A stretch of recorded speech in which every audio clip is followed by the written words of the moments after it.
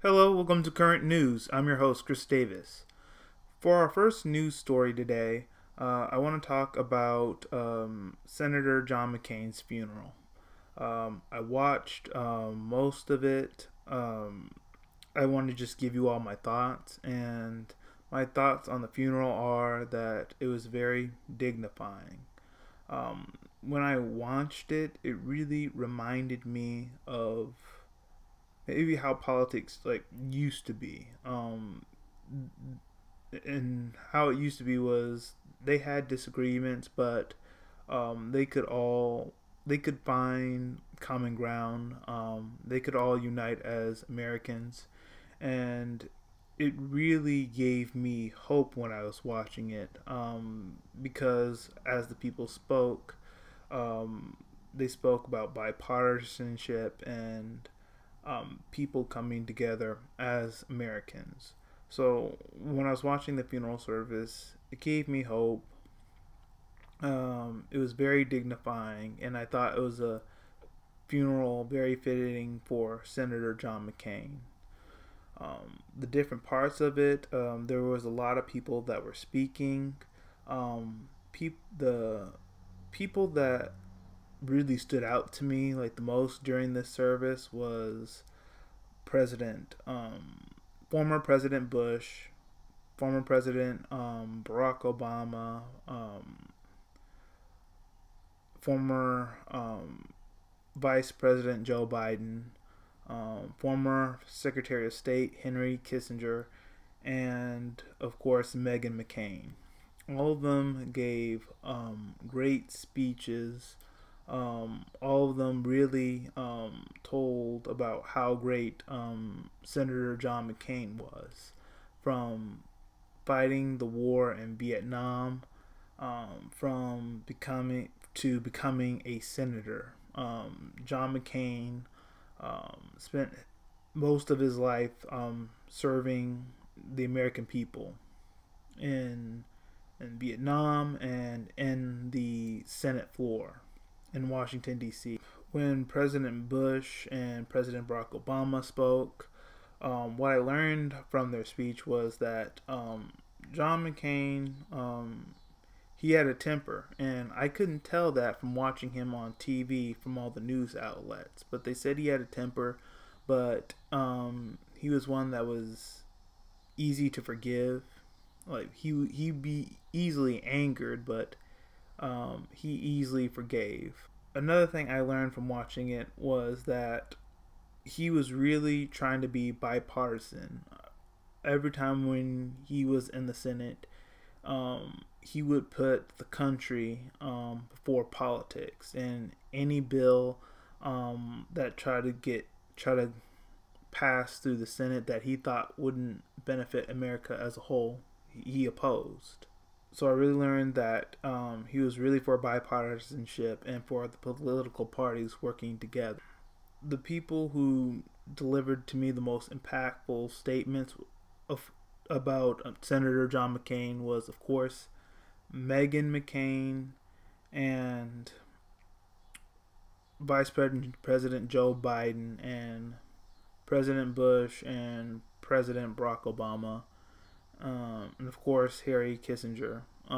He was Secretary of State during the Vietnam War. So their statements about John McCain, they were very impactful. They talked about how he served his country, the character that he had, um, how even though he was conservative, even though he was Republican, he still wanted to put America first. So I thought the funeral service was great. It was really dignifying, especially how the military officers were carrying his casket. They did a really great job, and it was a funeral fitting for a person like Senator John McCain. So I really enjoyed watching it. I'm really glad I took the time to see it. With that story being done, I want to move on to this next story.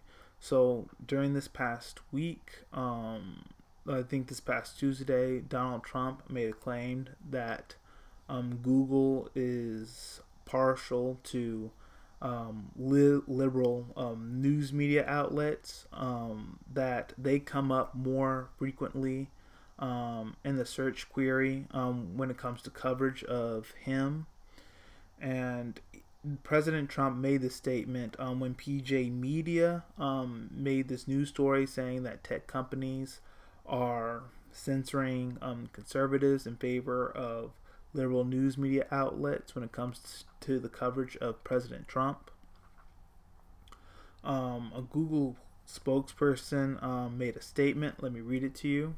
When users type queries into the Google search bar, our goal is to make sure they receive the most relevant answers in a matter of seconds.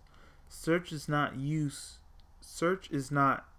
to set a political agenda, and we don't bias our results toward any political ideology.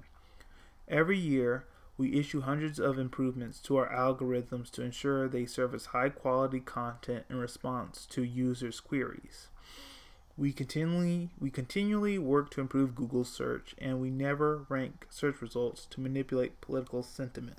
That's what Google says, but if you watched my story 2 weeks ago about Alex Jones being nearly removed from all the social media platforms, you could watch it here.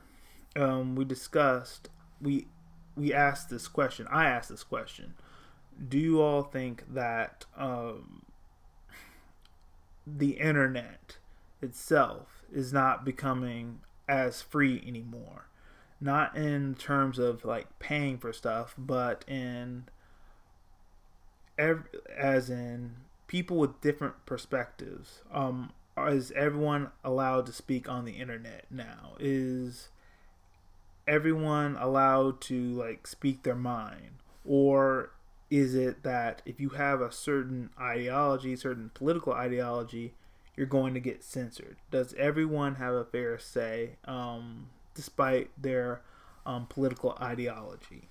We discussed that, and what's been going on in the news media lately is that tech companies have been like censoring like conservative voices. I don't exactly know how true that is. Whenever the Mark Zuckerberg trial was going on over Cambridge Analytica, Ted Cruz and other lawmakers made that claim that tech companies are partial to liberal news outlets rather than conservatives. That's their claim.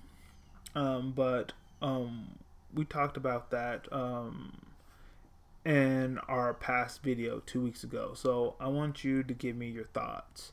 Do you think that the internet is becoming more censored? Do you think that if you have more of a conservative political ideology, do you think you are going to be censored?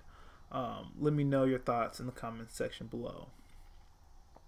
Well, that's all we have for today. Let me know your thoughts in the comments section below. Also, if you're new around here, go to the description box and follow me on social media. You can follow me on Facebook, Twitter, Instagram, and LinkedIn.